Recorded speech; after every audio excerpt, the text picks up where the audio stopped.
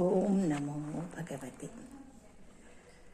ఈరోజు Shri అరవిందుల మహాసమాధి 9th December కదా. ఈరోజు 5th రోజు 1950లో 5th డిసెంబర్ రోజు శ్రీ అరవిందుల వారి బాడీ వదిలేశారని మనందరికి తెలుసు. ఆ తర్వాత 112 గంటల తర్వాత 9వ తారీఖున ఆ బాడీని సమాధిలో నిక్షిప్తం చేయడం జరిగింది.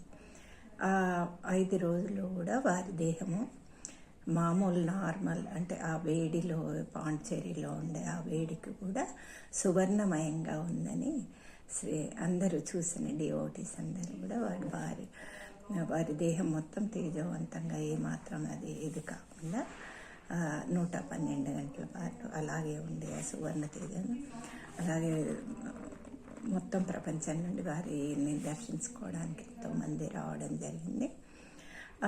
ఇంకా శ్రీ అరవిందుల వారి దేహం నుండి ఆ తేజస్సు శ్రీమాతలోకి వెళ్ళడం కూడా చాలామంది అది నెమ్మదిగా వెళ్ళడము సూప్రామెంటల్ కాన్షియస్ అనేది భౌతికంగా శ్రీమాత దేహంలో కూడా వెళ్ళడం జరిగింది.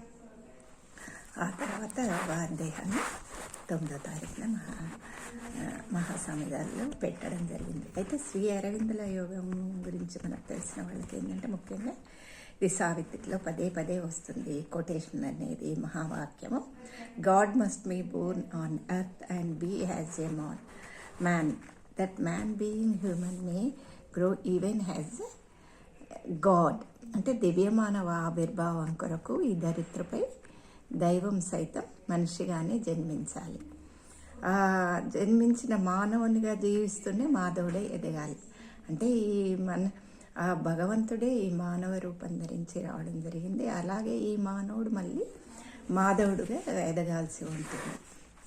ఇక శ్రీ అరవిందుల వారి సమాధి గురించి మనము చెప్పుకుంటే దాని మీద శ్రీ అరవిందుల వారికి మనం ఎలా కృతజ్ఞతగా ఉండాలి. వారు మన గురించి ఎంతో త్యాగం చేసి ఎంతో చేసి అంటే మనం ప్రతి క్షణము వారి ఆశయాలకు అనుగుణంగా మన సాధన సాధించాలి అనేది.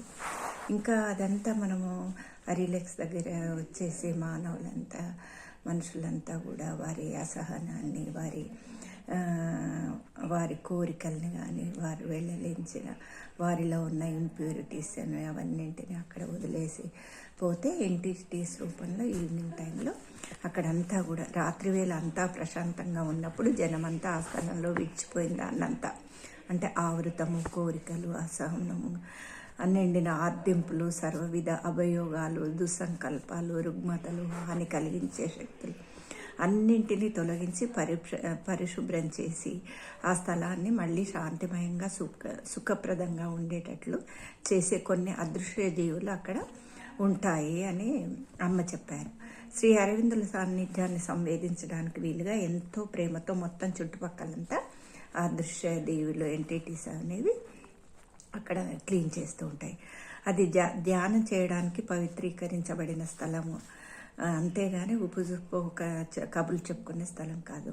అసలు మాట్లాడడానికి అస్సలు ఆ వాతావరణం అనువైనది కాదు. సమస్త ప్రపంచాన్ని ఒక సూక్ష్మ మానసిక ప్రేరణతో నడిపి దైవాతానికి పాక్షికంగా తెరమరుగు చేసే తమ చేతను క్రమంగా నెలకొల్పుతూ అక్కడ మహిమాన్వితమైన దేహంతో శ్రీ మాతా అరవిందులు ఎప్పుడు సజీవంగా అక్కడ ఉంటూనే ఉంటారు. ఇంకా మనం శ్రీ అరవిందాశ్రమం గురించి ఈరోజు ఒకసారి అంటే వారి మహాసమాధి మళ్ళీ ఒకసారి మనందరికి తెలిసిన విషయాలు మననం చేసుకుందాం.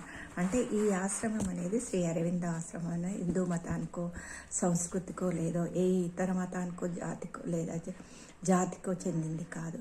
ఇది దివ్య సత్యం అనేది ఒక ఆధ్యాత్మిక వాస్తవం. శ్రీ అరవిందాశ్రమం డివైన్ లేబొరేటరీ అని పిలుస్తాం కదా మనం, పరిశోధనాలయం. అది సమస్త మతాలకు అతీతము. ఇంకా ఏ మతానికి ఇంతవరకు తెలియని అతిమాన సహోదరణ అనేది ఇక్కడ జరుగుతున్న కృషికి ఏకైక ఆధారం. జీవితమంతా యోగమే కావాలి అనేది ఆ శ్రీ అరవిందుల పిలుపు. ఆయన ప్రపంచాన్ని నిరసించలేదు. అంటే జగన్ మిర్జా బ్రహ్మ సత్యం అని వారెప్పుడు అనలేదు.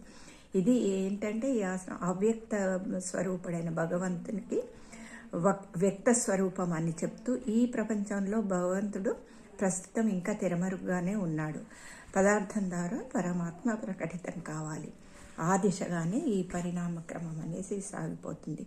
మనం కూడా సచేతనంగా భాగస్వాములు కావాలి అనేది శ్రీ అరవిందుల సందేశం. వారి సందేశానికి అనుగుణంగా మన జీవితాన్ని మలుచుకొని సాధన వైపు సాగిద్దాం. ధన్యవాదాలు.